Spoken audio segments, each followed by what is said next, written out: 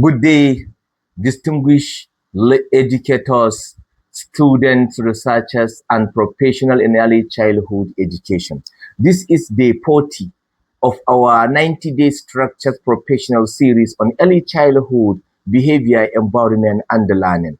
The topic for today is teacher stress and emotional control, leading without losing stability.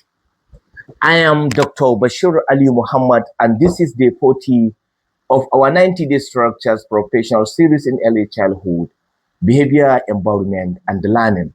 Let me begin with a question that many educators avoid. Who regulates the classroom when the teacher is overwhelmed? Who regulates the classroom when the teacher is overwhelmed? The honest answer is simple. If the teacher loses emotional control, the classroom loses structure. Today's message is firm and realistic. Emotional regulation is not optional in early childhood education, it's professional responsibility. In early childhood, as I have said, emotional regulation or emotional control in early childhood education is not optional, it's mandatory, and it is a professional responsibility. One must take care of it. Young children, young children borrow stability from adults. If the adult is calm, the classroom stabilizes. If the adult is reactive, the classroom escalates. First, understanding teacher stress. Early childhood educators face large class sizes, diverse learning needs, behavioral challenges, administrative pressure. In addition to that, parental expectation and the limited resources.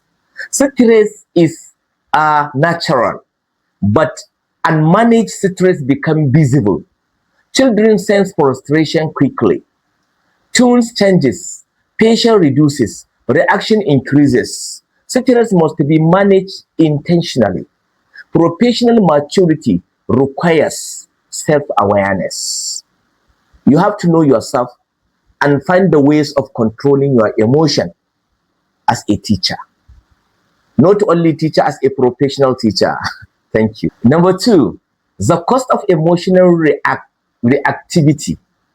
When a teacher responds with shouting, sarcasm, public embarrassment, threats, emotional withdrawal, the consequences may include fear-based compliance, loss of trust, increased classroom tension, reduced student participation. Children do not learn well in emotional unstable environment. Children are learning positively in a stable environment. When they are safe, they learn faster and quickly. Always, fear may reduce or produce silence. It does not produce confidence. Authority must remain calm. Third, emotional regulation strategies. A professional emotional control include one, pause before responding. Take a brief breath before correcting behavior. Lower your voice. A calm tune demands attention more effectively than shouting. Separate emotion from insurrection. Correct behavior without attaching personal frustration. Number four, maintain predictable routine. Structure reduces daily stress. Seek support. Collaborate with your colleagues when overwhelmed. Self-regulation is leadership. Leadership influences climates. A practical illustration for this topic, imagine a child spills paint intentionally in the class. An emotional response may escalate. What is wrong with you? A regulated response might be paint is used carefully. You will killing this now. The second, maintain authority without emotional harm. Correction must be firm but stable. Stability builds respect. Number 4, modeling emotional maturity. Children learn emotional control by observing adults. When adults are able to control their emotion, the young children may also copy from them and learn how to control their emotion also. When teachers admit small mistake calmly, apologize when necessary, solve problem respectfully, children internalized emotional discipline. Emotional maturity must be visible. Professional credibility depends on it. It depends on this word, emotional control. As usual, reflection for educators. Ask yourself, do I recognize my stress signals? Do I pause before reacting? Do I maintain calm tune under pressure?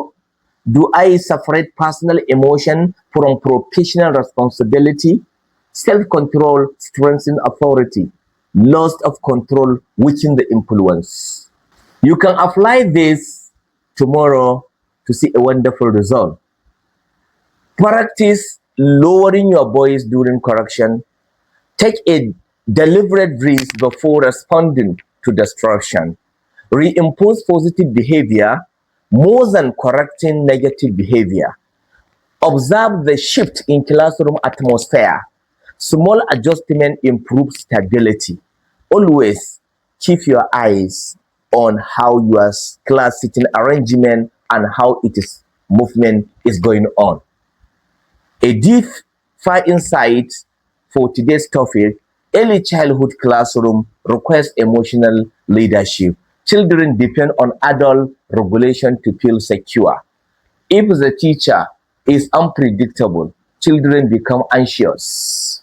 Anxiety reduces learning capacity. Calm authority builds safety. When there is safety, there is learning. When there is no safety, there will be no learning. Safety builds engagement. Engagement strengthens achievement. Final thoughts.